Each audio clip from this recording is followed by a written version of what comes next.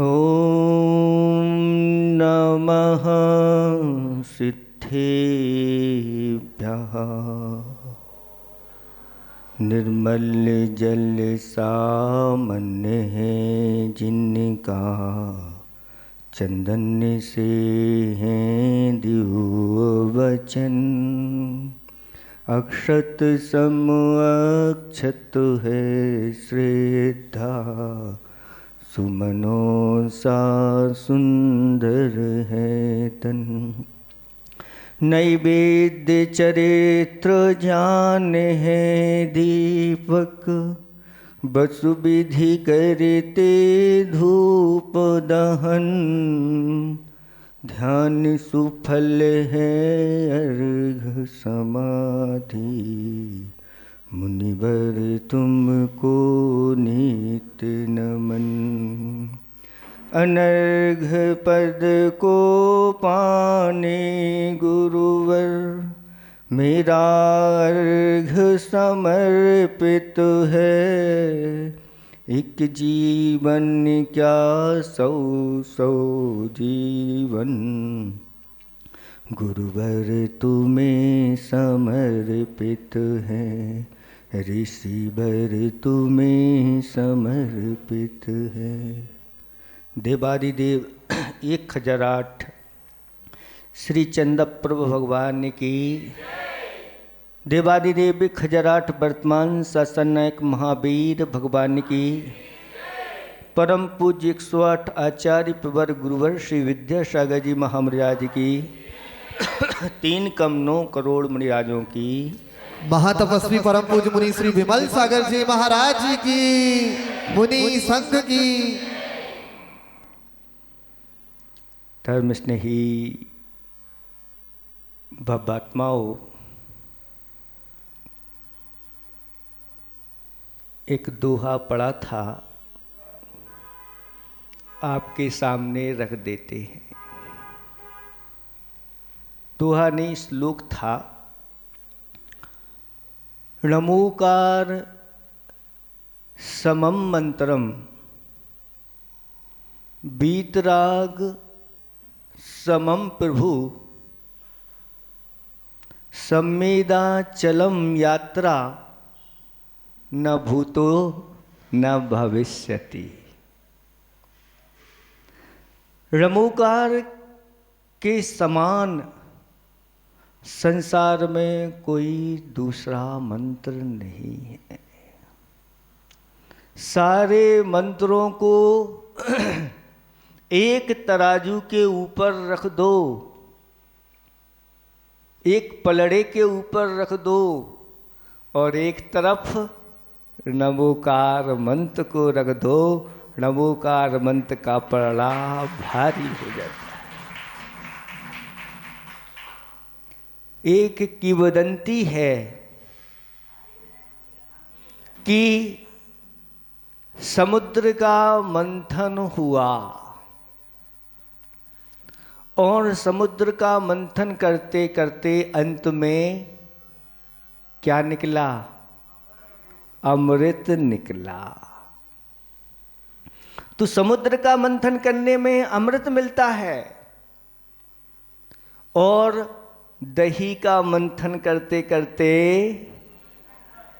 नवनीत मिलता है, और नवनीत को अगर तपा दिया जाए तो घी की प्राप्ति करती है। उसी प्रकार से सारे द्वादशांग का मंथन किया जाए तो आचार्य भगवंत कहते हैं कि पूरे के पूरे द्वादशांग का मंथन करके सारभूत नमोकार मंत्र निकलता है। इस नमोकार मंत्र में क्या नहीं है? इस नमोकार मंत्र में सब कुछ है। बस इसके ऊपर श्रद्धा होना चाहिए। कहते हैं कि पंखों पर विश्वास नहीं, वह परिंदा क्या।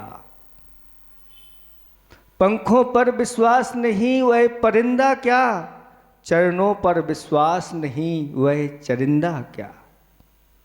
सिर्फ श्वास लेने का नाम ही जिंदगी नहीं है बंधुओं, जिसको अपनी आत्मा और पंच परमेष्टि के ऊपर विश्वास नहीं वह जिंदा क्या। हमारी आत्मा पंच परमेष्टि स्वरूप है। शक्ति रूप में हमारी आत्मा के अंदर पंच परमेष्टि विद्यमान है। अगर उस आत्मा की शक्ति को प्रकट कर दिया जाए तो यह आत्मा परमात्मा बन जाती है। णमोकार मंत्र एक ऐसा मंत्र है जिस मंत्र को आप कहीं से भी पढ़ लो,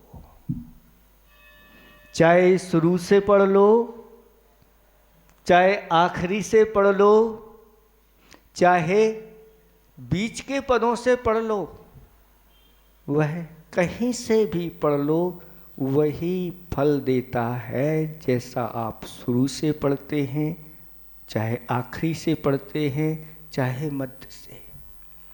और यहाँ तक कि आचार्य भगवंतों ने कहा कि अगर अंतिम श्वासें निकल रही हैं तो कोई एक पद भी अगर मुख से निकल गया तो उसकी आत्मा पवित्र हो जाती है, सतगति को प्राप्त कर लेती है। रसगुल्ला आपने नाम सुना है, महाराज नाम क्या, उसका तो अनुभव हमने अच्छे से लिया है।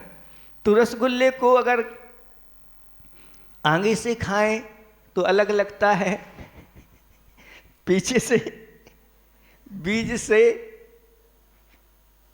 हैं।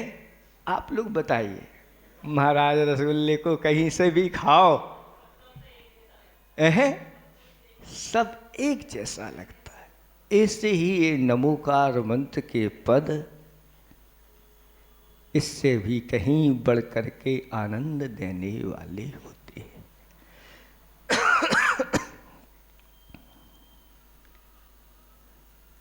इन 5 पदों में पंच परमेष्ठी हैं। अरहंत भगवान भी परमेष्ठी हैं, सिद्ध भगवान भी परमेष्ठी हैं, आचार्य परमेष्ठी भी परमेष्ठी हैं, उपाध्याय भी परमेष्ठी हैं और साधु भी। इनको कहीं इसमें अलग अलग नहीं, एक ही, सबको 5 को ही परमेष्ठी कह दिया। इन 5 को महागुरु कह दिया। पंच महागुरु भक्ति नाम सुना है आप लोगों ने? पंच महागुरु भक्ति में कौन कौन आते हैं? अरहंत सिद्ध को महा कह देते, इनको थोड़ा सा कम कह देते थे। 5 को महागुरु कह दिया और इन 5 को पंच देवता भी कह दिया। अरहंत भी देवता हैं, सिद्ध भी देवता हैं, साधु आचार्य उपाध्याय इन सबको एक ही संज्ञा में रख दिया। किसी ने प्रश्न उठाया कि अरहंत और सिद्ध तो देव हैं, लेकिन आचार्य उपाध्याय साधु को देव संज्ञा देना ठीक नहीं। तो आचार्य भगवंतों ने इसी प्रश्न का उत्तर भी दिया कि जैसे अरहंत और सिद्ध में रत्नात्रय की पूर्णता होती है, ऐसे ही आचार्य उपाध्याय और सर्व साधु में भी यह रत्नात्रय एक देश रूप में रहता है। इसलिए जब रत्नात्रय इनमें है तो रत्नात्रय धर्म है, रत्नात्रय देव है, रत्नात्रय गुरु है, रत्नात्रय परमेष्टि है। और बिना रत्नात्रय के ये शुरुआत होती नहीं। इसलिए एक देश रत्नात्रय इनमें भी पाया जाता है, इसलिए ये भी इन सब की श्रेणियों में आ जाते हैं। इसलिए इनकी आराधना जो करता है वह एक दिन उन जैसा बन जाता है। जैसे दीपक की आराधना करते हुए बाती भी दीपक रूप हो जाती है, ऐसे ही इन पंच परमेष्टि की आराधना करने वाला इन पंच परमेष्टि के स्वरूप को प्राप्त कर लेता है। आज तक जितने भी मुक्ति को प्राप्त हुए हैं या हो चुके हैं, हो रहे हैं या हो आगे होंगे, वो सब नमोकार मंत्र की आराधना के माध्यम से ही हुए हैं। सर्दी का समय है। आप लोगों को सर्दी तो नहीं लग रही? ऐसी ठंडी, कड़ाके की ठंडी पड़ रही है, चारों ओर साएं साएं हवाएं चल रही हैं। चारण रिद्धिधारी एक मुनिराज नगर के किनारे एक खुले स्थान पर एक शिला के ऊपर आकर के बैठ गए। शाम का समय है, संध्या काल है, और उस संध्या काल के बाद फिर मुनिराज विहार नहीं करते और रात्रि योग उन्होंने धारण कर लिया और हाथ पर हाथ रख करके बैठ गए। बाहर से कोई किसी प्रकार का आवरण नहीं है। जंगल से एक ग्वाला वहीं से निकल रहा था और देखा कि इतनी ठंडी पड़ रही है, इनके ऊपर एक धागा भी नहीं है, वस्त्र की तो बात दूर है। और उसके अंदर ऐसी भावना आ गई, इन मुनिराज की सेवा मुझे करना चाहिए। जल्दी से घर गया और उन बछड़ों को या गायों को जिन सेठ जी के यहाँ चराने जाता था छोड़ करके और उसी स्थान पर आ गया। उसने आसपास से लकड़ियों को इकट्ठा किया और अग्नि जला करके मुनिराज के ही सामने और अपने हाथों को गरम करता और महाराज के शरीर को सेंकने लगा। ऐसे करते करते पूरी रात वैयावृत्ति वह करता रहा। किसी ने कहा है कि दर्द तमन्ना दर्द दिल में हो, तमन्ना दर्द दिल में हो तो खिदमत कर इन फकीरों की। तमन्ना दर्द दिल में हो तो खिदमत कर इन फकीरों की, नहीं वह लाल मिलता अमीरों के खजानों में। यह लाल अमीरों के खजानों में नहीं मिलता। रुपये पैसों के माध्यम से ये फकीर नहीं मिलते, ये तो फकीर आपके पुण्य और भक्ति के माध्यम से मिल जाते। कोई कहे कि महाराज करोड़ रुपए ले लो और आप तो यहीं रुक जाओ, तो कहते हैं हमें करोड़ अरबों से मतलब नहीं है, और आप लोग थोड़ी सी भक्ति, विनय और समर्पण दिखा देते हो। तो महाराज कहते मुझे कुछ नहीं चाहिए, बस आप तो ऐसे ही पुण्य का संचय करते चले जाओ और अपने कर्मों की निजरा करते चले जाओ। ऐसे वह मुनिराज अपने ध्यान में लीन हैं, तत्व चिंतन में लीन हैं, वैराग्य भावना में लीन हैं। ऐसे करके उनकी पूरी रात व्यतीत हो गई और सुबह जब उन्होंने अपना ध्यान तोड़ा तो सामने देखा ये कौन है, वह ग्वाला है और भैया वित्ती करते हुए पूरी रात व्यतीत हो गई और हाथ जोड़ करके उनके सामने बैठा है।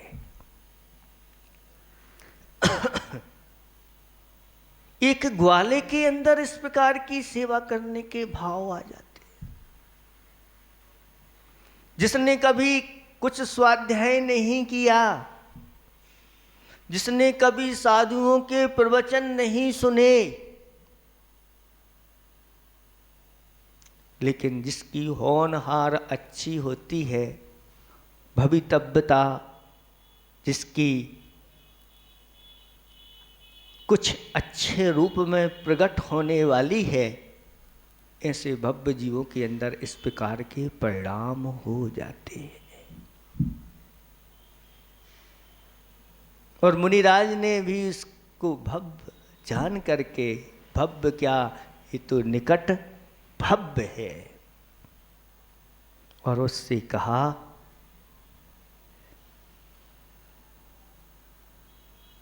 सिर्फ मुख से नमोकार मंत्र बोला, नमो अरिहंताणम, नमो सिद्धाणम, नमो आयरीयाणम, नमो अच्छायाणम, नमो लोये सौसाहुणम। पूरे द्वादशांग का सार उनके मुखारविंद से निकल गया। नमो अरिहंताणम, इसका अर्थ क्या है?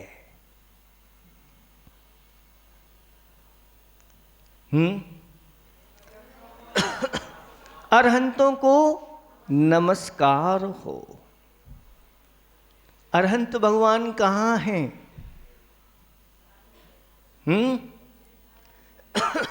सिद्धालय में तो सिद्ध हैं। अरहंत भगवान कहाँ हैं? तो कहते हैं कि ढाई दीप में जितने अरहंत हैं उनको नमस्कार हो, है ना? ऐसा ही है? नहीं, इसका अर्थ सिर्फ इतना ही नहीं है, क्योंकि ये गाथा सूत्र है। इससे नमो अरिहंताणम से अरहंतों को नमस्कार तो हो जाता है, लेकिन इसका अर्थ इतना ही नहीं निकालना, क्योंकि अंतिम पद इसका नमो लोये सौसाहुणम। तो लोये शब्द और सौ शब्द सभी पदों के साथ जोड़ना चाहिए। जब अर्थ निकालते हैं तो अर्थ क्या निकलेगा? नमो लोये सौ अरिहंताणम। लोक के सभी अरहंतों को नमस्कार हो। अब अरहंतों को नमस्कार कह दिया तो इतने में ही अरहंत आ गए थे, लेकिन लोक के सब शब्द क्यों जुड़ा, ऐसा प्रश्न उठाया तो आचार्य भगवंत कहते हैं कि नमो लोये सब अरिहंताणम का अर्थ क्या होता है कि अतीत में जितने अरिहंत परमेष्टि हो चुके हैं, अतीत में कितने अरहंत परमेष्टि हो चुके हैं? कितने हो चुके हैं? अनंतानंत। वर्तमान में जितने अरिहंत हैं तो कितने हैं ये तो संख्यात है, ज्यादा नहीं। भविष्य में जितने अरहंत होंगे, भविष्य में कितने अरहंत होंगे, तो अतीत में जितने अरिहंत हो चुके हैं इनसे भी अनंत गुणे अरहंत भगवान होंगे, जिनका कभी अंत आने वाला नहीं। अनंत काल के बाद भी यही कहा जाएगा, कभी अंत न। तो एक बार णमो अरिहंताणम कहते ही अनंतानंत अरहंत भगवानों को नमस्कार हो जाता है। और नमो सिद्धाणम कहते ही अतीत में जितने सिद्ध हो चुके हैं, वर्तमान में जितने सिद्ध हो रहे हैं और भविष्य में जितने सिद्ध होंगे, नमो सिद्धाणम एक बार कहते ही इतनी आत्माओं के लिए नमस्कार हो जाता है। ऐसे ही नमो ऐरियाणम कहते ही अतीत में जितने आचार्य हो चुके हैं, वर्तमान में जितने हैं और भविष्य में जितने होंगे, होते रहेंगे, उन सबको एक बार नमस्कार करने में यूज आता है। ऐसे ही उपाध्यायों को, ऐसे ही सभी साधुओं को नमस्कार हो जाता है। इसलिए आचार्य भगवंतों ने कहा कि इस नमोकार की महिमा को जो कहता है वह अभी उसकी महिमा को जानता नहीं है, इसकी महिमा को कह नहीं सकते। ये तो आपको उदाहरण दे देते हैं कि इस प्रकार से पढ़ ये हो गया, ये हो गया। इसकी महिमा अचिंतनीय है। जिस नमोकार मंत्र को अपने अंदर धारण कर लेता है, ऐसे धारण करता है जैसे कहीं एक शिलापट्ट पर जैसे नमोकार मंत्र को उकेर दिया जाता है, ऐसे ही जो अपने हृदय में उसको उकेर लेता है, आंखें बंद करते ही उसको 5 पद दिखने लगता है। 5 पदों का अर्थ जिसके अंदर प्रकट होने लगता है, पंच परमेष्ठी जिसको झलकने लगते हैं, कहते हैं ऐसा व्यक्ति इस नमोकार मंत्र से दुनिया की कौन सी सिद्धि है जो नहीं प्राप्त कर सकता। यहाँ तक कि इस नमोकार मंत्र की आराधना के ऊपर विश्वास रखने वाले, ऐसे आपने नाम सुना होगा दीवान अमरचंद जी का। उन्होंने, उनके मुख से निकल गया, अमावस्या का दिन था और उनके मुख से निकल गया कि आज पूर्णिमा है।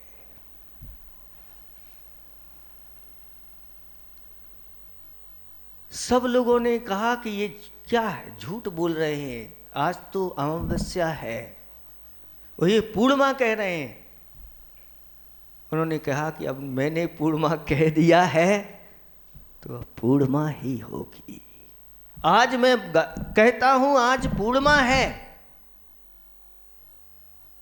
अब सिद्ध करना है आज पूर्णिमा है कि नहीं। अब रात्रि आने दो, अगर चंद्रमा आ गया तो पूर्णिमा है और नहीं है। सब जानते हैं कि आज अमावस्या है, जितने जैने भाई थे सब जानते थे आज इनने क्या किया। आज हमारे पूरी जैन समाज की नाक कट जाएगी और रात्रि में जब चंद्रमा नहीं होगा, निकलेगा तो क्या होगा। लेकिन उनकी दृढ़ता इतनी थी इस नमोकार मंत्र के ऊपर, पंच परमेष्टि के ऊपर, और नमोकार मंत्र की आराधना करने बैठ गए और रात्रि में सबके लिए चंद्रमा पूर्ण रूप से दिखाई दे गया और जैन धर्म की जय जयकार हो गई। इस णमुकार मंत्र में इतनी शक्ति है कि अमावस्या को पूर्णिमा बना सकता है, चांद को सूर्य बना सकता है, सूर्य को चंद्रमा बना सकता है, समुद्र में सिंहासन प्रकट हो सकता है, जल में कमल खिल जाते हैं या अग्नि जल रूप हो जाती है। इसकी आराधना करते सीता जी ने इसकी आराधना की। अग्नि कुंड में बैठ करके चारों तरफ लबालब जल ही जल, इतना जल वहाँ पर हो गया कि लोग कहते हैं क्या अद्भुत है। इस णमुकार में, इस णमुकार मंत्र की आराधना करते हुए अंजन निरंजन बन गया। क्या नहीं है इसके पास, इसमें क्या नहीं है, सब कुछ है, बस इसकी आराधना। आपको बताया था एक कुत्ते को जिसने जीवन पर्यंत पाप किए हैं, एक ही भाव के अंतर्गत आता है। प्राप्त देवम तौ नुदिपदई जीव के नोपदिष्टई, पापाचारी मरण समये सार में योपि सौख्यम, का संदेहो यदुपलभते वासवश्री प्रभुत्वम, जलपंजाप्यैर मणिभिरमलैः तन्नमस्कार चक्रम। प्रापत दैवम, देव के सौख्यपने को प्राप्त हो गया। कौन? सार मेया अपी, एक कुत्ता भी, पापाचारी, पाप का आचरण करने वाला एक कुत्ता भी आपके नमस्कार पदों को सुनते हुए, जीव कहने जीवनधर स्वामी के मुखार बिंद से उस कुत्ते ने नमोकार मंत्र को सुना और सुनते ही उसके प्राण निकल गए और जाकर के वह यक्षों का इंद्र बना, इंद्रपने को प्राप्त हो गया। फिर जो प्रतिदिन अच्छी अच्छी मणियों के माध्यम से, स्फटिक जैसी मणियों के माध्यम से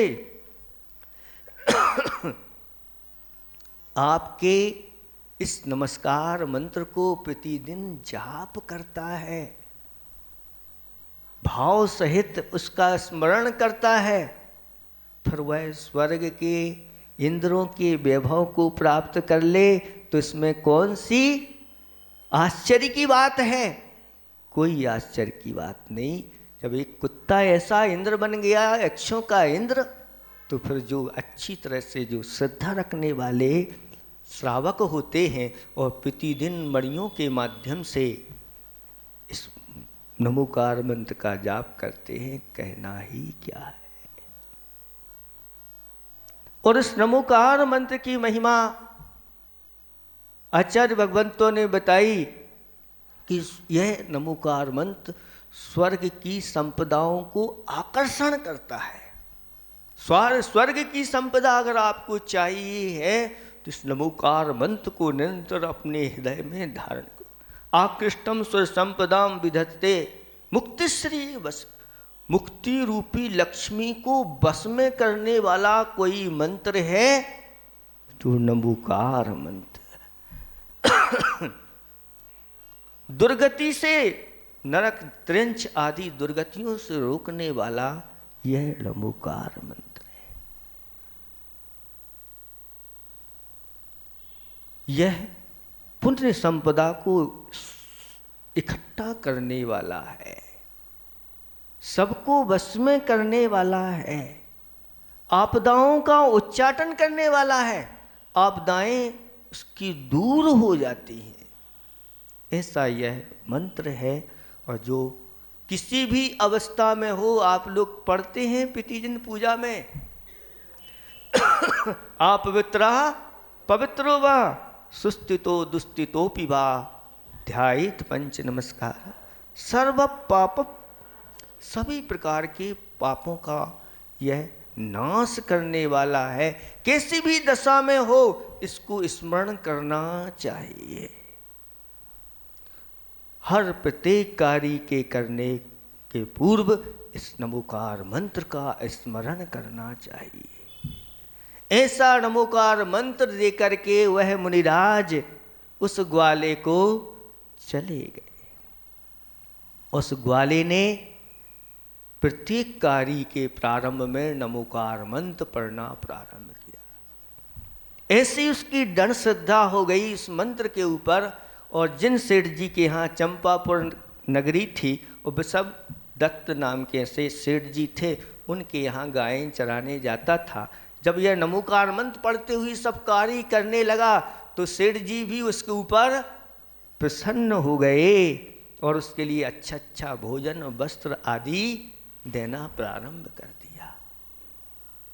एक दिन वह गायें चराने के लिए गया। उसकी गायें गंगा नदी में प्रवेश कर गईं। तो वह वापस लौट आने के लिए उन गायों को वह नदी में कूदता है और रबो अरिहंताड़म कहते ही उसमें कूदता है। इतने में एक बहुत बड़ा लकड़ी का ठूंठ वहाँ पर पड़ा हुआ था और उसके पेट को विदीर्ण कर देता है। लेकिन नमोकार मंत्र का स्मरण करते हुए वह कूदा था और उसको स्मरण करते ही मृत्यु को भी प्राप्त हो गया और मरण करके उन्हीं सेठ जी के यहाँ सुदर्शन नाम के पुत्र के रूप में वह जन्म हुआ। और सुदर्शन सेठ का चरित्र तो शास्त्रों में भरा पड़ा है। आंखें खुल जाती हैं कि पूर्व में क्या किया था इस जीव ने, जो इस प्रकार की चारित्र की दृढ़ता, गृहस्थ धर्म भी बड़ी दृढ़ता के साथ, शील व्रत को बड़ी दृढ़ता के साथ पालन करा और शील में ऐसे वह दत्त चित्त रहे, यानी शील में निर्दोषता ऐसी पालन की कि सूली पर चढ़ा दिया गया सुदर्शन को और सूली सिंहासन बन गई। कितनी बार उनके ऊपर उत्सर्ग हुआ लेकिन उस उपसर्ग को जीत गए।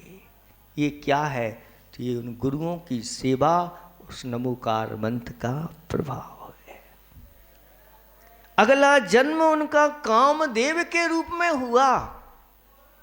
कामदेव की काया उनको प्राप्त हुई और उसी भव में यथाजात साधु मुद्रा को उन्होंने प्राप्त किया और साधु के ऊपर उपसर्ग हुआ। उस उपसर्ग को भी बहुत दृढ़ता के साथ उन्होंने सहन किया और वह वेश्या जिसने उपसर्ग किया था वह भी अब उनकी चरणों की दासी बन गई और जैन धर्म को उसने अंगीकार किया। आगे जाकर के सुदर्शन महाराज ने ध्यान लगाया, छपक श्रेणी चढ़ गए और कर्मों का, घाटिया कर्मों का क्षय करके केवल ज्ञान को प्राप्त कर लिया। अगले ही भाव में देखो कितनी महिमा है इस नमोकार मंत्र की। और अंत में जाकर के अघातिया कर्मों का क्षय करके सिद्ध पद भी प्राप्त कर लिया। यानी पांचों पदों को प्राप्त कराने वाला यह नमोकार मंत्र है। इसलिए इसके ऊपर आस्था रखो।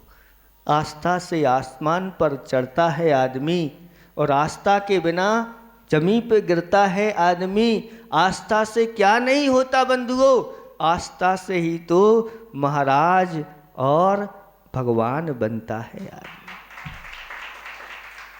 इसलिए इस आस्था को मजबूत आप लोगों को बनाना है। इधर उधर झुकने की कोई जरूरत नहीं है। पंच परमेष्टि और ज़्यादा से ज़्यादा 5 में जोड़ना है तो 4 और जोड़ दो, 5 + 4 तो 9 देवता हो जाते हैं। पंच परमेष्टि जिन धर्म, जिनागम, जिन चैत्य और जिन चैत्यालय इन 9 के अलावा और कहीं सरागी देवी देवताओं की आराधना मत करो, क्योंकि इस नमोकार मंत्र की आराधना करने वाले के लिए देवता लोग हाथ जोड़े खड़े रहते हैं। ऐसा ये महामंत्र है और ऐसे पंच परमेष्टि की आराधना आप लोग इस विधान में कर रहे हैं।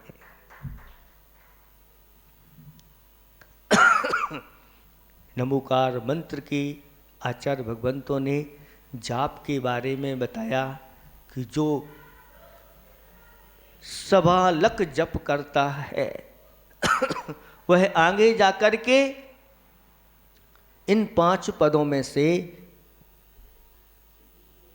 कोई भी पदों को प्राप्त करने में समर्थ हो जाता है।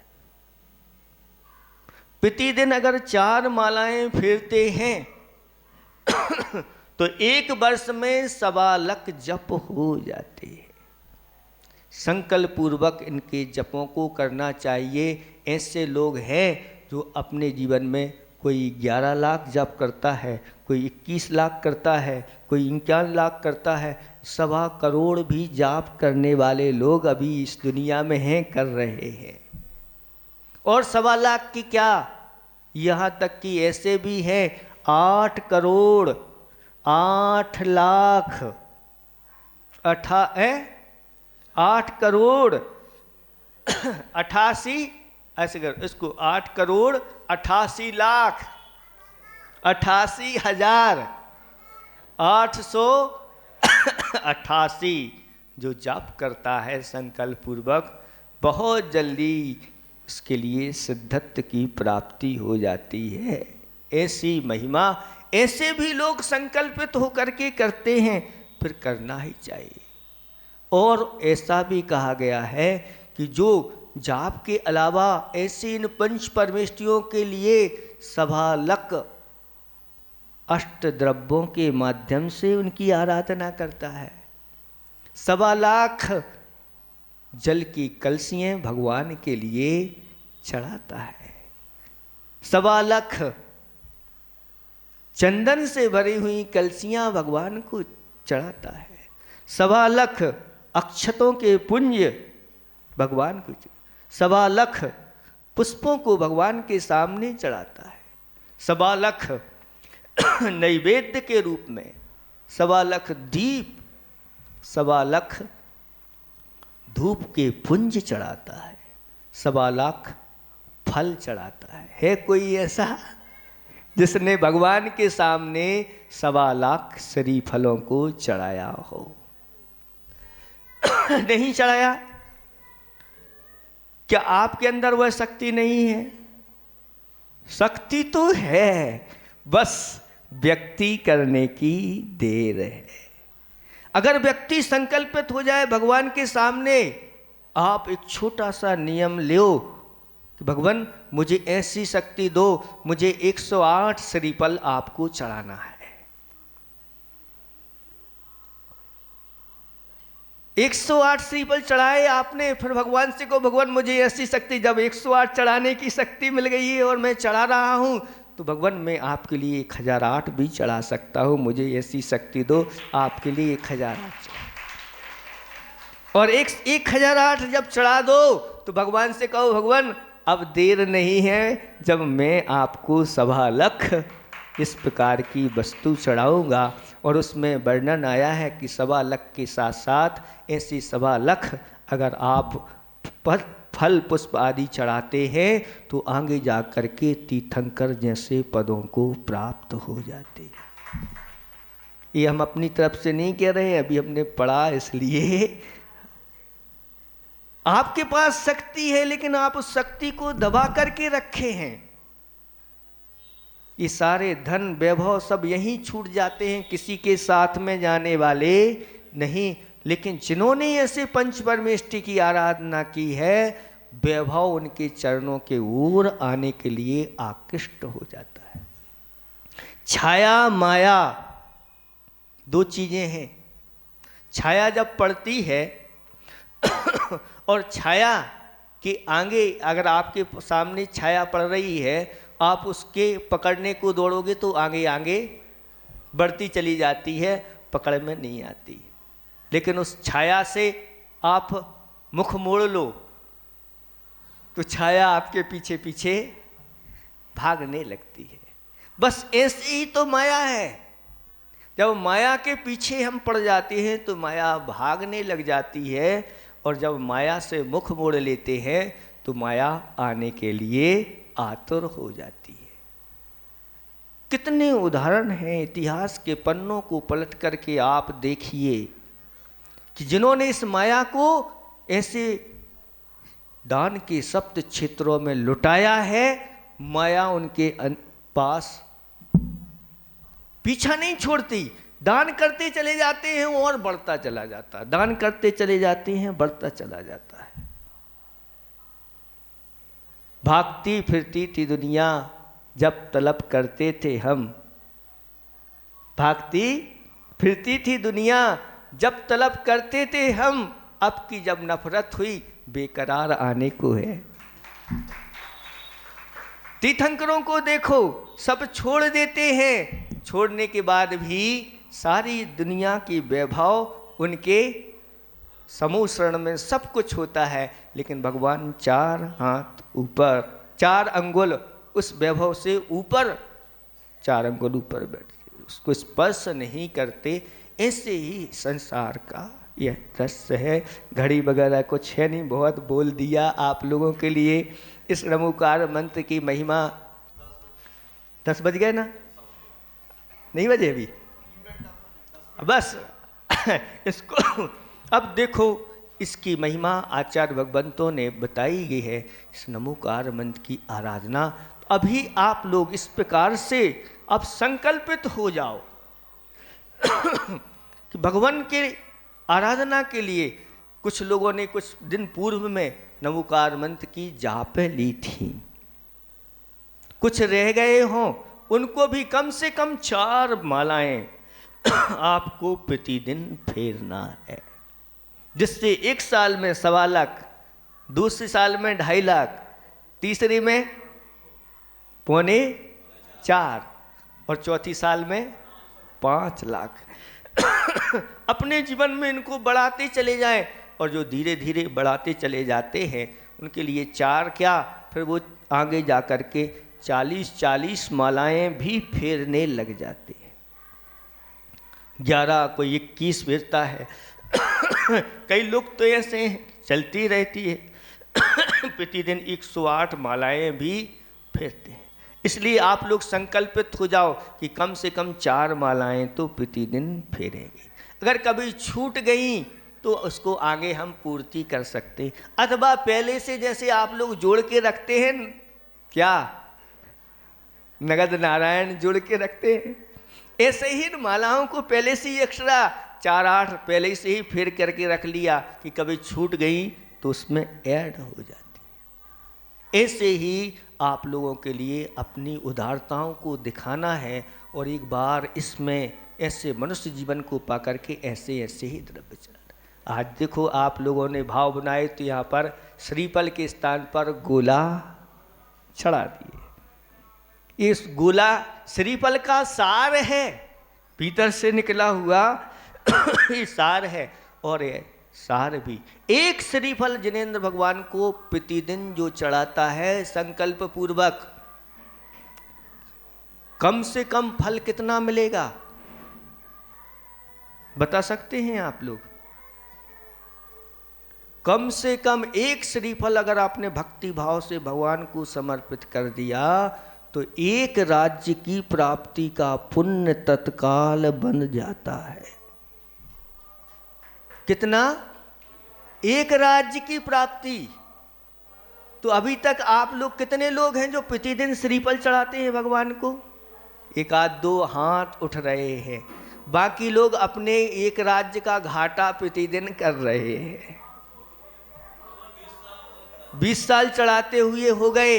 ये इसी की महिमा है कि कभी कोई कमी अपने जीवन में नहीं रहती है। उदाहरण के रूप में देख लो। और इनका हमेशा दिल खुला रहता है कि देवशास्त्र गुरु के लिए जब भी है तैयार रहते। आप लोग इस प्रकार से खुले दिल वाले हो जाओ। और ज़्यादा से ज़्यादा कितना फल मिलता है? तो कहते हैं एक श्रीफल अगर प्रतिदिन भगवान को समर्पित करते हैं तो उत्कृष्ट फल मोक्ष की प्राप्ति होती है। क्या की प्राप्ति होती है? इसलिए मोक्ष फल प्राप्त आए फलम निर्वपामिति। तो फिर क्यों ना हम हाथों में प्रतिदिन भगवान के श्रीफल लेकर के आए। इससे कमी नहीं आएगी। अगर आप एक श्रीफल चढ़ाने का नियम लो, आपकी शक्ति ऐसी आएगी कि दोनों हाथों में श्रीफल लेकर के आने की भाव आपके बनेंगे, शक्ति आएगी। और हम तो कहते हैं यहाँ तक अगर आपने अपनी उत्कृष्ट भक्ति भगवान को दिखा दी तो एक दिन आप चांदी के श्रीफल भी चढ़ाने की शक्ति आपके पास। तो लोगों ने चांदी के श्रीफल चढ़ाए हैं भावना करके।